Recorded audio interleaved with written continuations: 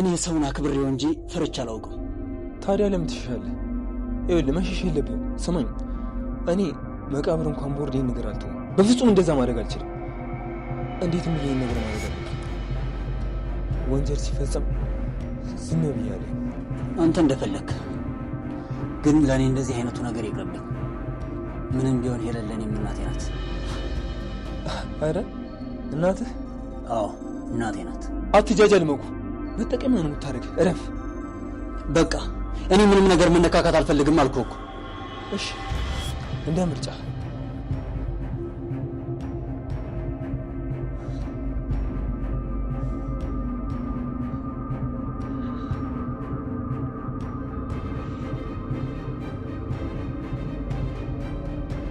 ናፍቀሽኝ ነበር።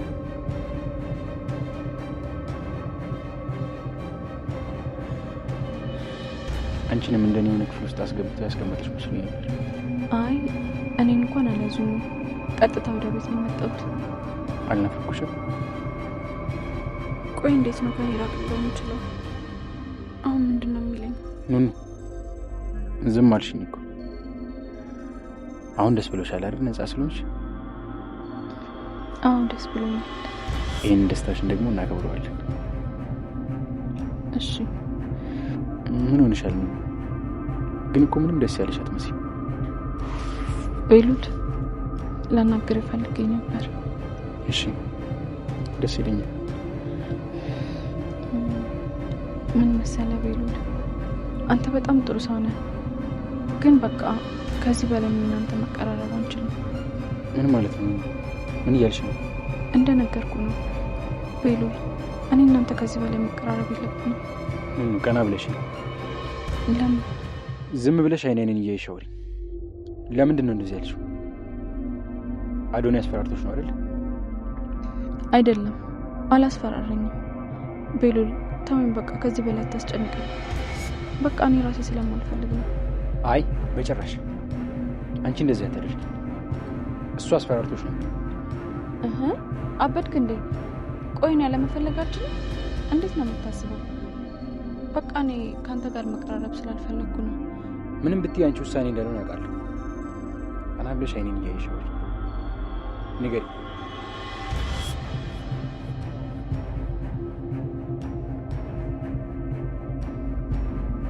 ቤሉል ወደ ቤቱ በሰላም ተመልሷል። በዚህ ደስ ያላችሁ ካላችሁ ቪዲዮውን ላይክ በማድረግ ጀምሩት። ሌላው ቤሉል ወደዛ ቤት ይመለስ እንጂ ገና ከመጀመሪያ ቀኑ ከኑኑ ጋር እንደተገናኘ እሷ አልፈልግም፣ ይሄንን ነገር መቀጠል አይኖርብንም፣ ከዚህ በኋላ ማንም አስፈራርቶኝ አይደለም፣ በራሴ መወሰን የቻልኩት ነገር ነው፣ ስለዚህ እመነኝና ተወኝ ብላ ጥላው ትወጣለች። ነገር ግን ቤሉል እንደተለመደው የጠረጠረው ሌላ ያስፈራራሽ ሰው አለ ብሎ ስላሰበ ነው። ነገር ግን በአሁኑ የጠረጠረው ያው አዶኒን ነው። ሁለቱ ግልጽ ጦርነት ውስጥ ጀምረዋል ማለት ይቻላል። እዛ ቤት ውስጥ ተያይዘው ባለበት ሰዓት ላይ ሌላ ሰው ያው የነሱን ምን እንደሆነ ምክንያታቸው እንዳይታወቅባቸው ስለፈለጉ እንጂ ለግድያ ነው የሚፈላለጉት አዶናይና ቤሉል። በስተመጨረሻ ላይ ግን ሁለቱም የሚያገናኛቸው አንድ ሊያረጋቸው የሚችል ነገር አለ። ሄለንን አንድ ላይ ሆነው ሁለቱም እሷን ማስጣል ማለት ነው። አዶኒ ያው በፍቅር ስለተጎዳ ነው እንጂ እዚህ ጋር ከቤሉል ጋር ጸብ ውስጥ የገባው አዶኒ በመጀመሪያ ህይወቱ አባቱን የተነጠቀና የአባቱን ገዳይ ለማግኘት ሲል ወደ ሄለን ቤት ውስጥ የገባ ልጅ ነው። ቤሉልም በራሱ በኩል የሀብት ነገር አያሳስበው። ኑኑ እዛ ቤት ውስጥ እየተጎዳችና እያዘነች ስትመጣ ያው እሷን ለመርዳት በሚያደርገው ጥረት እሱን ፍቅር ይዞት ቁጭ ይላል። በስተመጨረሻ ላይ ግን ሁለቱ ተስማምቶ ባለበት ሰዓት ላይ እሷ ምንም አይነት በሽታ ሳይዛት በሽታ ይዟታል ብለው በሐኪሞች ዶክተር ተመስክሮባት የመጣውን ወረቀት ፌክ እንደሆነ ካወቀ በኋላ አንቺን እየጎዱ ያሉት ሰዎች ማን ናቸው ማወቅ ይኖርብኛል ብሎ እሱንም ለማጣራት ሙከራውን እያደረገ ነው። ሄለን ግን ያው የመጨረሻው ነገር እሷ ናት ይሄንን ሁሉ ተንኮል የሰራችው፣ ለዛ እንዳይታወቅባት ስትል ቤሉልን እረፍ፣ ይሄንን ነገር ማጣራት አይኖርብህም ብላ ብዙ ጊዜ ብትከለክለውም ልጅሽ ካለበት ንገሪኝ፣ ከሌለበት ግን ይሄንን ነገር የመጨረሻውን ማወቅ ይኖርብኛል ብሎ ያው ሐሳቡን አሳውቋታል። እሷ ግን በሌላ በኩል ጊዜ ለማግኘት እንጂ ያው እንቢ እንደማይላትና ማጣራት እንዳለበት ታውቃለች። ለዛም ነው ድጋሚ ሌላ የተሳሳተ ሰነድ እያዘጋጀች ነው።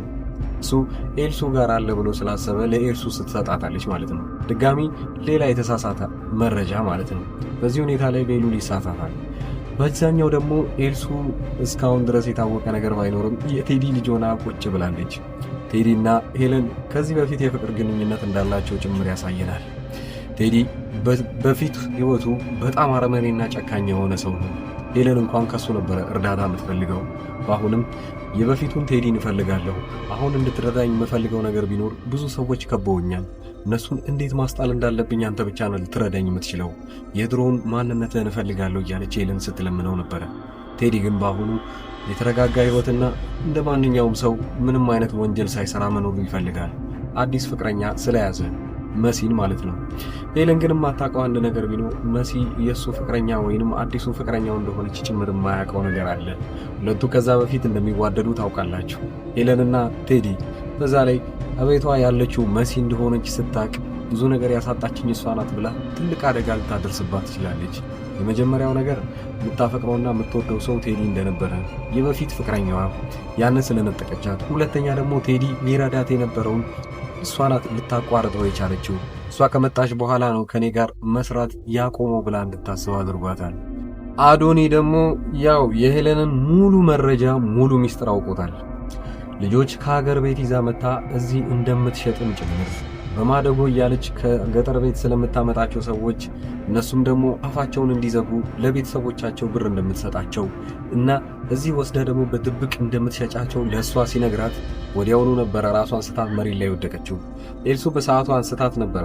ነገር ግን ሁለቱ ብቻቸውን መነጋገር እንዳለባቸው ሄለን ከነገረቻት በኋላ አዶኒ ምን እንደሚፈልግ ትጠይቀዋለች። ለምን አሁን እንዳለ የምታውቀውን መረጃ እንዳለ እሱ እንደሚያውቁባት ጭምር አውቃለች። ይሄ ነገር እያናደዳት መጥቷል። ሄለን ግን ምንም ነገር ማድረግ አልቻለች። አዶኒ የመጀመሪያ ጥያቄው የሚሆነው እዛ መስሪያ ቤት ውስጥ እኔ አብሬሽ እንድሰራና እዚህ ቤት ውስጥ ደግሞ ዋና አዛዣችሁ እኔ ነኝ፣ ከዚህ በኋላ ማንም የሚናገረኝ ሰው አይኖርም ብሎ ይህንን ትዕዛዝ ይሰጣታል። እሷ ግን ከመስማማት ውጭ ምንም አማራጭ አልነበራት። አዶኒ ከእሷ በላይ አውሬና በጣም መጥፎ ሰው እንደሆነ በዚህ ሊያሳየን ይችላል። አዶኒ ይህንን ሁሉ መረጃ እያወቀ ሌላው ከመኩ ጋር ሁለቱ አንድ ላይ ሆነው ከዚህ በፊትም እንደሚሰሩ ታውቃላችሁ። አዶኒ መረጃውን እንዲሰበስብ ለመኩ ነግሮታል። መኩ ግን ገጠር ላይ ሄዶ እያንዳንዳቸው ልጆች የተወሰደባቸውን ወይንም ሄለን የወሰደችባቸው ልጆች እንዴት አድርጋ እንደወሰደችና ልጆቹ አሁን ምን ደረጃ ላይ እንዳሉ መኩ ሄዶ እንዲያጣራ ያ መኩ ሄዶ አገር ቤት ያለውን ነገር አጣርቶ ሲመለስ ለፖሊሱላ ለመናገር እንዳሰቡና ልጆቻቸው ምን ደረጃ ላይ እንዳሉ ምንም ሰምተው እንደማያውቁ ከቤተሰቦቹ አጣርቶ ይመጣል። ይህንን ቀድሞ ግን የነገረው ለሄለን ለራሷ ነበረ። ሄለን ወዲያውኑ አንድ ነገር ታቀርብለታለች። ገንዘብ እንደምትሰጠውና በዚህ ገንዘብ እናቱን መርዳት እንደሚችል እና እዛ ፖሊሶቹን ሄዶ ደግሞ ወይንም ለቤተሰቦቻቸው ገንዘብ መልሶ መስጠት እንዳለበት ይህንን ነገር ውለታ ካረክልኝ ምንም ነገር ሌላ አላረግልህም ብላ ስትነግረው ምን ያህል አደገኛ እንደሆነች መኩ በዚህ ሰዓት ያውቃል። ወዲያውኑ ከአዶኒ ጋር ሲገናኙ ግን ይህንን ነገር ራሴ እጄን አስወጥቻለሁ ብሎ ይናገራል ማለት ነው። አዶኒ ይደነግጣል። እንዴት ቢሆን ነው አንተ አሁን እስካሁን ድረስ ይህንን ነገር አብረን ከሰራን በኋላ አሁን እጅን ለመስጠት ወይም ወደ ኋላ ለመሸሽ የሞከርከው ይለዋል። መኩ የፈራው ነገር ቢኖር እኔ ከእሷ ጋር ምንም ጸብ አልፈልግም፣ እናቴም እዚህ በሰላም እየኖረች ነው። ስለዚህ የእሷ ተቃራኒ ሆኜ ነገሮችን ለማጣራት አልፈልግም። እሷ ምን ያህል አደገኛ እንደሆነች አሁን አውቄያለሁ ይለዋል። አዶኒ ድጋሚ ተስፋ እንዳይቆርጥና መኩ ይሄን ያህል እኮ አንተ የምትፈራ ሰው አልነበርክም፣ አሁን ወደ ኋላ መሸሹ ለምን አስፈለገ ብሎት ነበረ። መኩ ግን አሁንም ቢሆን ቃሉን አልቀየረም። እኔ ከእሷ ጋር ምንም ጸብ አልፈልግም፣ አሁን እጄን አስወጥቻለሁ ብሎ ለአዶኒ ይነግሯል። አዶኒ ከዚህ በኋላ ብቻውን መሄድ ይኖርበታል ማለት ነው። በሌላ በኩል አዶኒ ምን እንዳረጋ አይታችኋል። የኑኑ እህት መሲ ጋር ይሄድና ከዚህ በፊት እኔና ኑኑ ፍቅረኛሞች ነበርን፣ አሁን ደግሞ ሁለታችን ለብቻችን መኖር እንፈልጋለን። ታዲያ በዚህ ሁኔታ ላይ ብዙ አደጋዎች እየደረሱባት ስለሆነ አንቺን ማማከር ፈልጌ ነው እህቷ ስለሆንሽ ይላታል። መሲ ወዲያውኑ ትደነግጥና እንዲህ ማለት እስካሁን እንዴት ደበቀችኝ? እሷ ምንም እኮ ያለችኝ ነገር የለም አንተና እሷ ፍቅረኛሞች እንደሆናችሁ። እንደዚህ አይነት ነገር ደግሞ እሷ መቼም ልትደብቀኝ አትችልም። እሷን ሳላማክር ከአንተ ጋር ምንም ነገር ማድረግ አልፈልግም ትለዋለች። ነገር ግን አዶኒ ወዲያውኑ ይረጋጋና እስካሁን እንዴት አልነገረችሽም? ይህን ነገር እንኳን አላቅም፣ ግን አሁን ሄደሽ ባታናገሪያትና ወዲያውኑ ውሳኔሽን ብትነግሪኝ ይላታል። አዶኒ ቀደም እያለ ከኑኑ ጋር ያለውን ነገር ለማስተካከል እየሞከረ ነው ያለው። ፊት ለፊት ከቤሉል ጋር በተገናኙበት ሰዓት ላይ እሷን መቼም ቢሆን ልትነጥንቀኝ አትችልም። ቤሉል አንተ ምንም ነገር ልትወስድ ትችላለህ፣ ምንም ነገር ብታረግ፣ ግን በእሷ በኩል ከመጣህብኝ አብሮ አደጋችንን እረሳዋለሁ ብሏል። በዚህ ሁኔታ ላይ ሊያስታውሰን የፈለገው ነገር ቢኖር ቤሉልና አዶኒ ከዚህ በፊት ከልጅነታቸው ጀምሮ አንድ ላይ እንዳደጉና በጣም ምርጥ ጓደኛሞች እንደነበሩ ጭምር። አዶኒ ግን አሁን ተቀይሮበታል። በሚስቴ መተህብኛል ስላለው ማለት ነው ቤሉል ግራ የገባው ነገር ሌሎቹም እዚህ ሆኖ ፊት ለፊት መጋፈጥ ይችላል። ነገር ግን ራሷ ኑኑ አልፈልግህም ካለችው በምን መልኩ ሊከራከርላት እንደሚችል አያውቀውም። ለዛም ነበር እዛ ቤት ውስጥ እየተበሳጨ ቁጭ ያለው። ሁለተኛ ያው ፊት ለፊት እንደመጣች ወዲያውኑ ያገኘችው እሷ የራሷን የሆነ ሪስክ ወስዳ ነው እንጂ ከዚህም በኋላ መገናኘት እንደሌለባቸው ነግራው ነበር የተሰነባበቱት። ኑኑ ይህንን ነገር ድጋሚ የምታደርገው ከሆነና ሄለን የምታያቸው ከሆነ በአሁኑ ዝቼ ያልተዋቸውም የራሴን የሚለውን ምክንያት አድርጌ ሁለቱንም ልቀጣቸው ይችላሉ ብላ ለኤልሱም ስትናገር ጭምር አይታችኋል። በነገራችን ላይ በእንግዳ ድራማ ላይ ከሁላችሁም የጓጓችሁ የምትጠብቁት ከሐረግ በላይ እንግዳ ነውና እንግዳ ላይ ያው ነገሮች እንዳለ አሪፍ ናቸው። በዚህ ሰዓት ሞቅ ያለ ነው። ገና ድራማው ከመጀመሩ አሁን ላይ ክፍሎቹ በጣም ትንንሽ ናቸው። ስለዚህ ወደፊት ብዙ ነገሮች ይፈጠራሉ። ድራማው ላይ ያሉትም ሰዎች እየለመዳቻቸው ስትመጡ በዚህ ሁኔታ ላይ የሚቀጥል ይሆናል። የኔን አቀራረብና ያው የምናስተካክለውን ነገር ካለ ኮሜንት ላይ ማስቀመጣችሁን አትርሱ። ከዚህ በኋላ ማሳያችሁ የግል ስራዬን ነው። ምናልባት እናንተን የሚጠቅም ከሆነ ቪዲዮውን እዩትና እኔም በቴሌግራም በዋትስአፕና በኢሞ ማናገር ትችላላችሁ። መልካም ጊዜ። እዚህ አጠገቤ የምታዩቸውን እቃዎች እንዳለ እዚሁ አዲስ አበባ ውስጥ ሆኜ ወደ ተለያዩ ሰዎች በትዕዛዝ የማደርሳቸው እቃዎች ናቸው እና በእነዚህ እቃዎች ላይ ማንኛውንም ወይንም ዋጋ እናንተ ለቤተሰቦቻችሁ ወይንም ለማንኛውም ሰው ለማዘዝ ከፈለጋችሁ እኔን በቴሌግራም በዋትስአፕና በኢሞ ማውራት ትችላላችሁ። እንደምታዩቸው የተለያዩ ስልኮችና የዋይፋይ እቃዎች፣ ታብሌቶች ለልጅ የሚሆኑ እነዚህ የተለያዩ ቦታ አገር ሆናችሁ እናንተ እያዘዛችሁ እዚህ ለቤተሰቦቻችሁ መላክ እችላለሁ። ከኤሌክትሮኒክስ እቃዎች ውጪ ያሉትን እቃዎችንም እኔ ጋር ማግኘት ትችላላችሁ። እነሱም በእርግጥ ራሴ ባልሸጣቸውም ዋጋውን የተለያዩ ከሚሸጡ ሰዎች ጋር ወይም መርካቶ አጠገቤ ስለሆነ እዛ ያለውን ዋጋ እያጣራው ለእናንተ መላክ እችላለሁኝ ማለት ነው። ከዚህ በቀደም እንደሚታወቀው በትልቁ ቻናሌ ላይ እነዚህን እቃዎች ሳደርስ ለብዙ ሰዎች ሳደርስና ብዙ ሰዎችም ሲያዙኝ ነበሩ። አብዛኛው ጊዜ ሰው እያዘዘኝ የነበረው የተለያዩ ስልኮችን ነበረ። እነዛንም ስልኮች አዲስ አበባ ውስጥ በአንድ ቀን እያደረስኩኝ ነው። ከአዲስ አበባ ውጭ ለሚገኙ ሰዎች ግን 2 እና 3 ሰዎች አንድ ላይ ወደዛ አካባቢ አቅጣጫ ሲያዙ ወዲያውኑ አደርስ ነበረ። ይህም የአንድ ሳምንት ጊዜ ብቻ ነው የሚወስደው። ይሄ ስራ አብዛኛውን ጊዜ እናንተን የሚያስፈራችሁ ታማኝነት ምን ያህል ነው የሚለው ነገር ነው። ያንን ደግሞ ማረጋገጥላችሁ ከዚህ ቀደም የላኩላቸው ሰዎች አብዛኛው በኢሞ እየመጡ የነበሩትን ልጆች ማንኛቸውንም እነሱን ማናገር ትችላላችሁ። እንደዛውም ደግሞ አንዳንዶቹ ለእምነት ብለው አንዴ ትንሽ ዕቃ ያዙና ያንን እንዳደረስኩላቸው ሲያውቁ በዚህ መልኩ ሌላዎችንም ዕቃዎች ማዘዝ ይችላሉ። የአበሻ ቀሚስ እና የተለያዩ ልብሶችም አሁን ትምህርት ሊጀምር አካባቢ የነበረ ጊዜ ደግሞ ቦርሳና ደብተሮች ብዙ ሰው አዘውኛል። ከልብ አመሰግናለሁ። ሌላው በዚሁ አጋጣሚ እናንተም የምትፈልጉት ዕቃ ካለና እንዳደርስላችሁ መልእክት ሊሆን ይችላል። ማንኛውንም ዕቃ የቤት ዕቃ ሊሆን ይችላል፣ ልብሶች እና የተለያዩ ፈርኒቸር ዕቃዎችም እንደዚሁ እያደረስኩ እገኛለሁ። ዋጋ ብቻ ማወቅም ከፈለጋችሁ እኔን ማናገር ትችላላችሁ። ለማንኛውም እስኪ ዋይፋዎቹን ላከልኝና ልባጣቸውን የምፈልገው ማለት ነው። አመሰግናለሁ። በጣም አሪፍ ነው። እገዛለሁ፣ ግን አሁን ሳይሆን ወደፊት የልጄ ልደት እየደረሰ ስለሆነ እንደ ስጦታ ታደርስልኛለህ። እዛው አዲስ አበባ ወደ ለገሃር አካባቢ ናቸው እና እዛ ታደርስልኛለህ። ደውዬ እነግርሃለሁ ሁሉ። አሁን ገባኝ። እና ዋይፋው ስንት ብር ነው? እና የዋይፋው ዋጋው ስንት ብር ነው?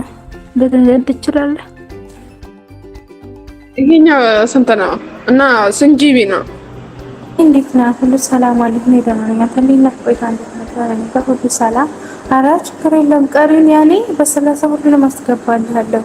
ያንተንም የእሷንም የሁሉንም ባንዴ አስገባዋለሁ። ችግር የለም። ያኔ አንተ የምትሰጣት ከሆነ ትጀምረዋለች። ማይማር ይሄንን እስቲ አጣራ። ኮፍያዎች ስንት ናቸው? እስቲ ጠይቅ እስቲ እና አጣራሽ። ብዙ አይነት ነው ያለው፣ ግን ይሄንን ነው ያደረኩልክ። እስቲ እንትን ያልኩት የላኩልክ። እስቲ ቦሌ ያምጣውና ከዛ አንተ ጋር ገከው ሻንጣው ማለት ነው። ከዛ በኋላ አንድ ላይ ነው የምትሰጣ ከሞባይሉ ጋር ማለት ነው። ከይቅርታ ጋር ግን ከልብ ላስቸግርክ ነው። ዋትስአፕ ላይ ልልክልሃለሁ የሰውየውን ቁጥር ማለት ነው። እና የት ነው አለኝ ሉሉ ምንድነው እሱን እስቲ አንተ ከዛ እሱን ካመጣክ በኋላ ተለወለልካለች። ጀመሩት ከዚህ በፊት በነበሩት ቪዲዮዎች ላይ በለቀኩት ማስታወቂያ ነው። ያው ለሌሎቹ እና አዲስ አበባ ውስጥ ቅርብ ለሆኑ ሰዎች ወዲያውኑ በአንድ ቀን ውስጥ አድርሰንላቸዋል። እናም የተለያዩም ሰዎች አሁን ላይ ትክክለኛ እኔ እንደምሰራ ለማወቅ የመጡና እናም በቀጣይ ደሞዛቸው ወይንም በሌላ ጊዜ እቃ ሲፈልጉ ከኛ ማዘዝ እንደሚችሉ አረጋግጠው ሄደዋል። ያንን ብቻ ለማወቅ ብቻ ሳይሆን የተለያዩ እቃዎችን ዋጋቸው ምን ያህል ነው ወይንም እናንተ ካላችሁበት ሱቅ ወይንም እናንተ ካላችሁበት ሰፈር ጋር ዋጋውን ምን ያህል ቅናሽ ነው የሚለውን ካያችሁ እቃውን ወዲያውኑ ማዘዝ ትችላላችሁ። በክፍለ ሀገር ያላችሁና የተለያየ ቦታ ለምትኖሩ ለምሳሌ ወደ ወላይታ አካባቢ ብዙ ሰዎች እቃ እንዳዘዛችሁኝና አንድ ላይ ልልክላችሁ አንድ ሳምንት ጊዜ ጠይቄያችሁ ነበረ። ያም ሆነም ወደ ራቅ ወዳሉ ቦታዎች ላይ እቃ የምንልከው 3 እና 4 ሰዎች ስትሆኑ ነው። እቃውን ወዲያውኑ አንድ ላይ የምናደርስላችሁ ይሆናል። ለጊዜው ግን አዲስ አበባ ውስጥ ለሆናችሁ ዋና የሚባሉ ወደ ባህር ዳር፣ ወደ ጎንደርና ወደ ባህር ዳር ሌላው መስመር በሚገኙ ቦታዎች አንድ ላይ እቃዎችን እንልካለን። እናንተ ብቻ በተለመደው መልኩ ከኛ ምንም አይነት መረጃ ማግኘት ስለምትችሉ በዚህ ሁኔታ ላይ መጠየቅም ትችላላችሁ። በቴሌግራም በዋትስአፕ እና በኢሞ እዚህ ፊት ለፊት ላይ የምታዩት ቁጥር በዚህ እኔን ማናገር ትችላላችሁ። መልካም ጊዜ።